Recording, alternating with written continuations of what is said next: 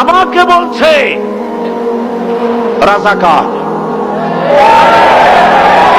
শুনে রাখো, চট্টগ্রামের লক্ষ লক্ষ জনতা, পার্লামেন্টে যখন আমাকে এই কথা বলা হয়েছিল, আমার পার্লামেন্টের কলিগ জাফরুল্লাহ চৌধুরী সাহেব বসে আছেন এখানে, হ্যাঁ, জাফরুল ইসলাম চৌধুরী বসে আছেন পাশে, প্রধানমন্ত্রী সুদ্ধা, অন্তত 3 শতাধিক পার্লামেন্টের সম্মানিত সদস্যরা সেদিন বসা।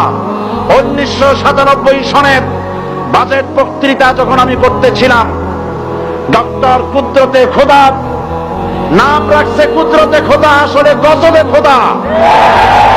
এ লোকটি নাস্তিক, ইসলামের চূড়ান্ত দুশমন। তার প্রণীত শিক্ষা ব্যবস্থার যখন সমালোচনা করছিলাম, ট্রেজারি বেঞ্চ থেকে আমাকে বলা হলো রাজাকার। আমি আমার সমস্ত শক্তি একত্রিত করে বলেছিলাম,